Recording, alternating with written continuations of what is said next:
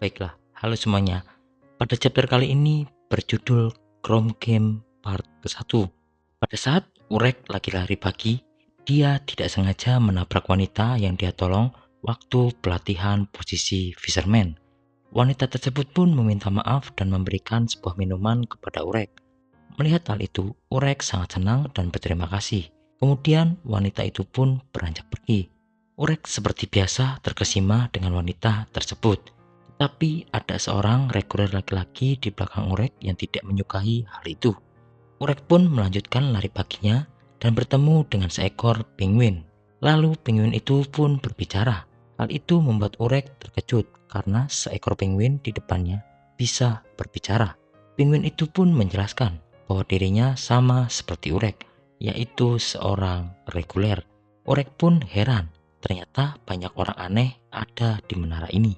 Urek melanjutkan lari paginya di dalam kapal, bertemu lagi dengan seorang reguler dari Legbearer yang sangat berbakat. Rekrut tersebut pun terlihat lagi santai. Dari perawakannya, rekrut tersebut seperti dari keluarga Popido. Mereka berdua sedang membahas sebuah komik webtoon yang jurusnya norak, yaitu si kuat Copeang. Tiba-tiba ada sebuah pengumuman. Untuk para reguler, sebentar lagi kapal akan tiba di arena ujian. Seluruh reguler diharap berkumpul di lobi.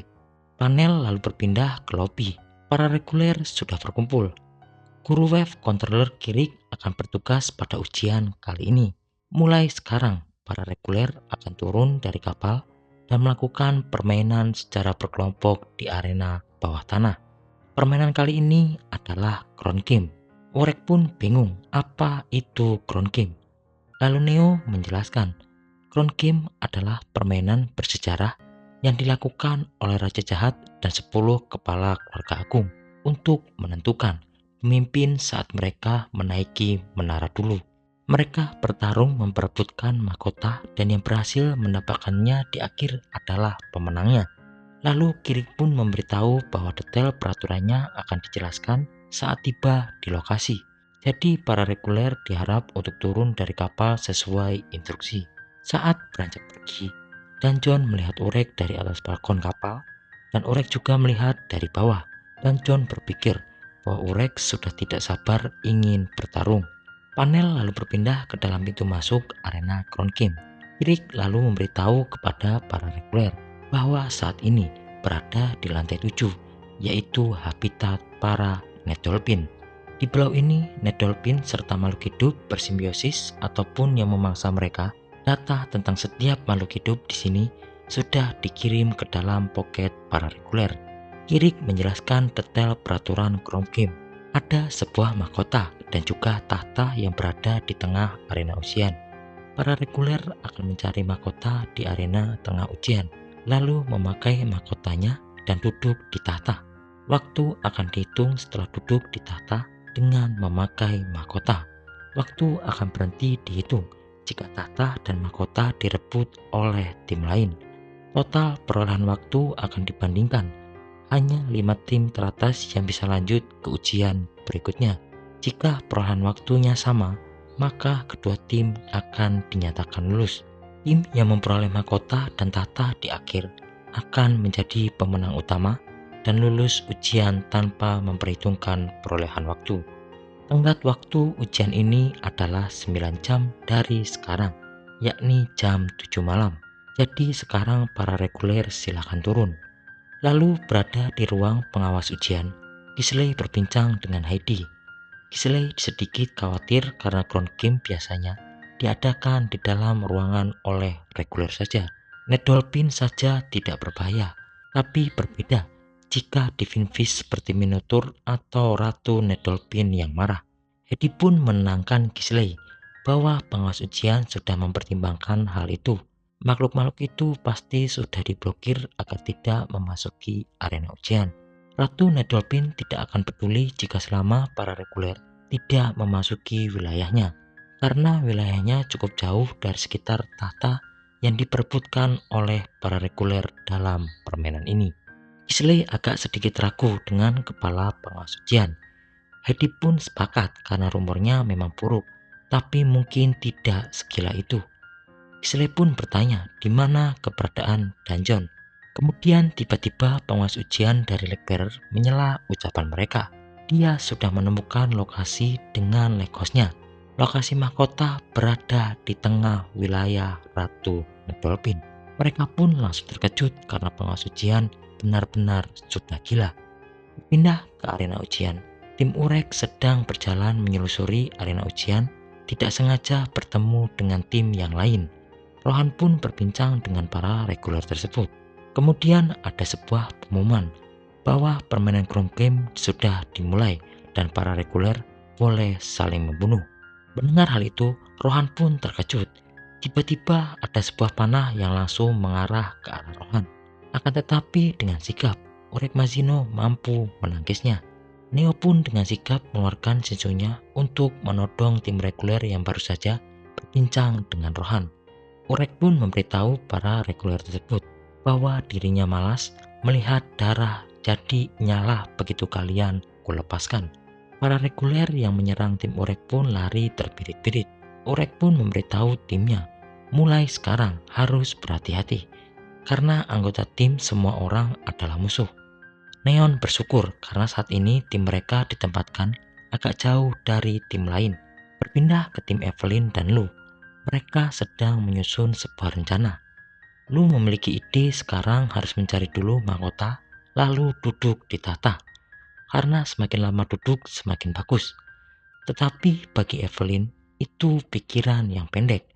Evelyn punya ide yang lain. Setelah mendapatkan mahkota, lari sejauh mungkin dari tahta. Ketika ujian akan berakhir, barulah duduk di tahta.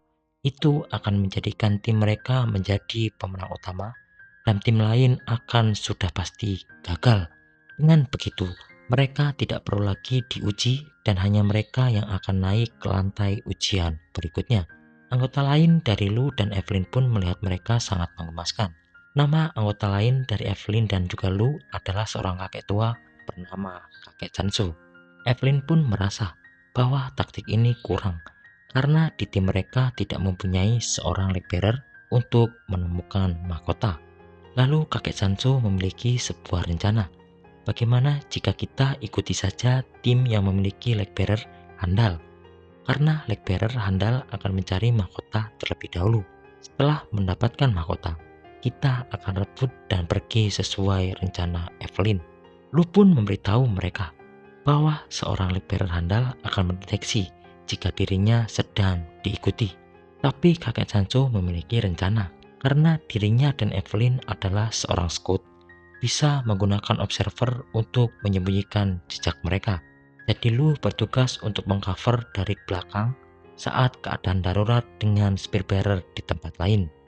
Panel selanjutnya, tim Evelyn pun memulai rencana dan sedang mengikuti tim lain yang memiliki seorang Lake Bearer. Seorang reguler tapi sudah bisa menggunakan 3 lekos. Evelyn berpikir bahwa mereka sedang mencari mahkota. Evelyn dan kakek Sanso pun mulai mengikuti mereka dan Lu sudah berjaga-jaga di belakang mereka. Beberapa menit selanjutnya, tim Evelyn masih terus membuntuti mereka. Lalu mereka berdiskusi dan membagi menjadi 2 tim. Melihat hal itu, Evelyn dan kakek Sanso pun ikut berpencar. Evelyn pun mengikuti seorang reguler yang membawa lekos yang sedang berjalan sendirian di dalam gua. Evelyn pun mulai menyadari bahwa ini adalah sebuah jebakan. Reguler dari keluarga Popido itu pun memberitahu Evelyn. Dari awal dia sudah tahu bahwa dia diikuti oleh observer. Dia sengaja menggiringnya ke sini, bukan karena ada mahkota, tapi karena akan mengubur Evelyn di sini. Tiba-tiba di belakang Evelyn muncul seekor monster yang besar. Reguler Popido tersebut langsung kabur menggunakan lekosnya. Evelyn pun memberitahu Lu dan kakek Sancho menggunakan poketnya untuk meminta tolong. Di tempat lain, Ratu Dolphin menyadari bahwa ada seseorang yang memasuki teritorialnya. Ratu Dolphin pun akan beranjak ke tempat tersebut dengan mahkota Crown Game yang dipakai di kepalanya. Berpindah ke tempat tim Urek. Mereka sambil berjalan sedang diskusi. Karena tidak memiliki Lake Bearer, jadi menunggu saja di tahta. Karena ada tim lain dengan Lake Bearer membawa mahkota, tinggal rebut saja.